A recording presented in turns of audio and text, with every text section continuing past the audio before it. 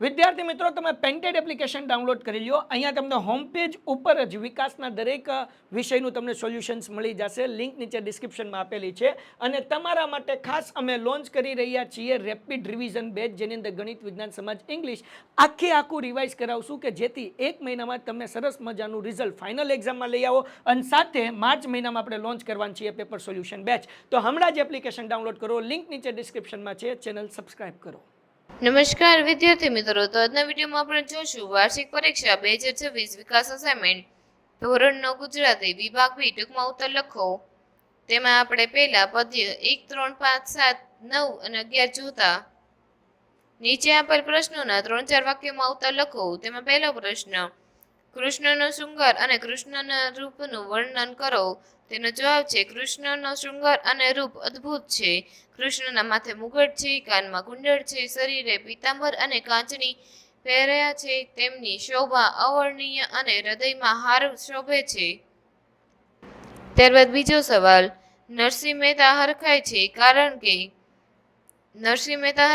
કારણ કે તેમને પ્રભુનો સાક્ષાત્કાર થયો છે. તેમણે કૃષ્ણના દર્શન કર્યા છે, જેમના દર્શન મુનિજનોને પણ ઝંખે છે. આ ભક્તિભાવથી તેઓ અત્યંત આનંદિત છે. ત્યારબાદ ત્રીજો સવાલ, શ્રી કૃષ્ણ સુદામા અંગે સાંદીપની ઋષિની ચિંતા તમારા શબ્દોમાં વ્યક્ત કરો. સાંદીપની ઋષિએ ચિંતા કરી હતી કે આ બે બાળકો કૃષ્ણ અને સુદામા જંગલમાં ભૂખ્યા હશે.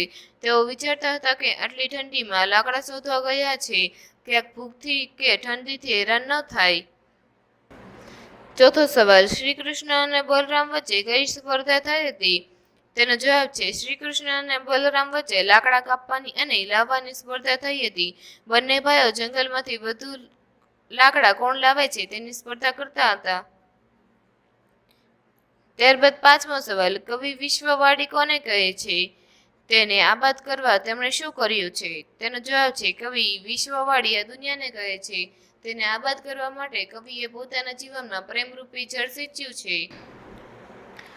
ત્યારબાદ છઠ્ઠો સવાલ, કવિ કઈ રીતે દુનિયાને બદલવાનું કહે છે? તેનો જવાબ છે કવિ દુનિયાને બદલવાનું કહે છે, પણ શરૂઆતમાં પોતાના જાતથી કરવાનું સૂચવે છે. તેવું કહે છે કે જો આપણે બદલીશું તો આ દુનિયા આપોઆપ બદલાઈ જશે. સાતમું, ઘરની અળવી ભીતો હવે શણગારવાથી કેમ શોભવા લાગી? તેનો જવાબ છે ઘરની અળવી ભીતો પુત્રવધૂના આગમનથી શોભવા લાગી. કવિના મતે પુત્રવધુ એ ઘરની લક્ષ્મી છે. તેના આવવાથી ઘરમાં સુખ, શાંતિ અને રોનક આવી ગઈ છે. આઠમો સવાલ, કવિએ પુત્રવધુનું ગૌરવ કઈ રીતે કર્યું છે? તેનો જવાબ છે કવિએ પુત્રવધુને ઘરની લક્ષ્મી અને બે કુળને ઉજાડનારી કહીને ગૌરવ કર્યું છે. તેમણે પુત્રવધુના આગમનને મંગળ પ્રસંગ ગણાવ્યો છે. ત્યારબાદ નવમો સવાલ, સમુદ્ર ભણી જતી વખતનો મરજીવ્યાનો ઉત્સાહ તમારા શબ્દોમાં વર્ણવો. તેનો જવાબ છે સમુદ્ર ભણી જતી વખતે મરજીવ્યાનો ઉત્સાહ અદમ્ય છે. તેઓ હિંમતથી છાતી ફૂલાવીને સમુદ્ર તરફ આગળ વધતા હતા, જાણે મોતીનો ખજાનો મેળવીને જમશે. ત્યારબાદ પદ્યો 13, 15 અને 17. તેમાં પહેલો સવાલ, રસ્તો કરી જવાના કવિ દિલમાં શું ભરી જવા ઈચ્છે છે? તેનો જવાબ છે પ્રેમ અને સ્નેહ. રસ્તો કરી જવાના કવિ દિલમાં બીજા માટે પ્રેમ અને સ્નેહ ભરી જવા ઈચ્છે છે, જેથી લોકો તેમને હંમેશા યાદ કરે. ત્યારબાદ બીજું, માતાની આંખોથી કવિ શું પ્રાપ્ત કરે છે? તેનો જવાબ છે પ્રેમ અને જીવનનો રાહ. કવિ માતાની આંખોથી અનહદ પ્રેમ અને જીવન જીવવાનો સાચો રાહ પ્રાપ્ત કરે છે. ત્યારબાદ ત્રીજું, કવિને માતા પાસેથી શું શું મળે છે? તેનો જવાબ છે પ્રેમ, સ્નેહ, હૂંફ અને જીવન જીવવાની પ્રેરણા. કવિને માતા પાસેથી અઢળક પ્રેમ, સ્નેહ, હૂંફ અને જીવનમાં આગળ વધવાની પ્રેરણા મળે છે. ત્યારબાદ ચોથો સવાલ, ભગવાન શ્રી કૃષ્ણએ ગોપીના સ્વપ્નમાં આવીને શું કર્યું? તેનો જવાબ છે શ્રી કૃષ્ણએ ગોપીના સ્વપ્નમાં આવીને તેમની સાથે મધુર રાસલીલા કરી. ત્યારબાદ પાંચમો સવાલ, ભગવાને ગોપીના આંસુ કેવી રીતે લૂછ્યા? તેનો જવાબ છે ભગવાને ગોપીના આંસુ પોતાના પીળા વસ્ત્ર એટલે પીતાંબરની કિનારીથી લૂછ્યા. ત્યારબાદ પદ્ય 19 જોતા પહેલો સવાલ, માતાના સ્વપ્નોને દીકરી ક્યારે યાદ કરે છે? ત્યારે તેનો જવાબ છે કાવ્ય પાઠના સંદર્ભ મુજબ દીકરી જ્યારે લગ્ન કરીને સાસરે જાય છે, ત્યારે તે પોતાની માતાએ તેના માટે જોયેલા સ્વપ્નોને, આશાઓને યાદ કરે છે. ત્યારબાદ બીજું, દીકરી પપ્પાને શી સલાહ આપે છે? તેનો જવાબ છે દીકરી પપ્પાને તેમની દ્રષ્ટિ બદલાવવાની સલાહ આપે છે. દીકરી પપ્પાને કહે છે કે તેઓ પોતાની દ્રષ્ટિ છોડીને બીજાની દ્રષ્ટિએ જુએ, એટલે કે અન્યના પરિપ્રેક્ષ્યમાં વિચારે, જેથી જીવનમાં શાંતિ અને સમજણ વધે. ત્યારબાદ પદ્ય 21 જોતા પહેલો સવાલ, દાંત રંગાવ્યા બાબતે તેજમલ કયો ખુલાસો આપે છે? તેનો જવાબ છે તેજમલ ખુલાસો આપે છે કે તેઓ નાના હતા ત્યારે તેમની ફોઈએ દાંત રંગી દીધા હતા. એટલે કે તેજમલ તેમની સ્ત્રી વેશની ઓળખ છુપાવવા માટેનો આ ખુલાસો આપે છે. બીજું, સોનીની દુકાને તેજમલ કઈ કસોટીમાંથી પાર ઉતાર્યા તે જણાવો. તેમાં તેજમલ સોનાની દુકાને કાન વિંધાવવાની કસોટીમાંથી પાર ઉતર્યા. તેજમલ જ્યારે કાન વિંધાવવા માટે સોનાની દુકાને ગયા ત્યારે તેમને સોનીએ કહ્યું કે તેઓ તેમની માતાના ઘરેણાં જોઈને કાન વિંધાવશે.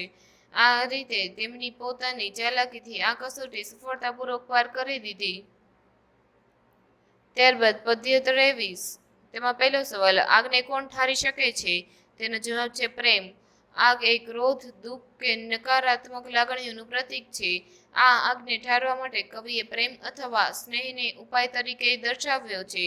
માનવીય સંબંધમાં પ્રેમ અને સહાનુભૂતિથી જ નકારાત્મકતા દૂર કરી શકાય છે. ત્યારબાદ બીજો સવાલ, હાઈકુમાં કવિએ માનવીય સંવેદનની વાત કઈ રીતે રજૂ કરી છે? તેનો જવાબ છે કુદરતી તત્વોના ઉદાહરણ દ્વારા. કવિએ હાઈકુમાં માનવીય સંવેદનાને કુદરતી તત્વો જેમ કે ફૂલ, કાંટા, આગ અને પાણીના ઉદાહરણો દ્વારા રજૂ કરી છે.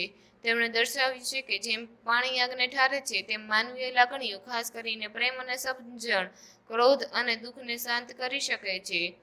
ત્યારબાદ ત્રીજો સવાલ, શાણા કઈ વાત શાનમાં સમજી જાય છે? તેનો જવાબ છે અણકહી વાત. શાણા એટલે સમજણ વ્યક્તિઓ. કવિના કહેવા મુજબ સમજદાર વ્યક્તિઓ કોઈ પણ વાત પૂરેપૂરી સ્પષ્ટતાથી કહેવામાં ન આવે તો પણ ઈશારા એટલે શાનમાં અથવા ગર્ભિત અર્થથી સમજી જાય છે. તેઓ સંકેતો અને પરિસ્થિતિનું અવલોકન કરીને સત્યને પામી શકે છે. Thank you. આ વિડીયોને લાઈક કરો તથા શેર કરો. તેમજ આપણી એપ્લિકેશનમાં ધોરણ 8 વિકાસનું સંપૂર્ણ સોલ્યુશન મુકાઈ ગયેલ છે, તો એપ્લિકેશન ડાઉનલોડ કરો અને ચેનલને સબસ્ક્રાઇબ કરો. વિદ્યાર્થી મિત્રો, તમે પેન્ટેડ એપ્લિકેશન ડાઉનલોડ કરી લો. અહીંયા તમને હોમ પેજ ઉપર જ વિકાસના દરેક વિષયનું તમને સોલ્યુશન્સ મળી જશે. લિંક નીચે ડિસ્ક્રિપ્શનમાં આપેલી છે. અને તમારા માટે ખાસ અમે લોન્ચ કરી રહ્યા છીએ રેપિડ રિવિઝન બેચ, જેની અંદર ગણિત, વિજ્ઞાન, સમાજ, ઇંગ્લિશ આખું રિવાઇઝ કરાવશું કે જેથી 1 મહિનામાં તમે સરસ મજાનું રિઝલ્ટ ફાઇનલ એક્ઝામમાં લઈ આવો. અને સાથે માર્ચ મહિનામાં આપણે લોન્ચ કરવાની છીએ પેપર સોલ્યુશન બેચ. તો હમણાં જ એપ્લિકેશન ડાઉનલોડ કરો. લિંક નીચે ડિસ્ક્રિપ્શનમાં છે. ચેનલ સબસ્ક્રાઇબ કરો.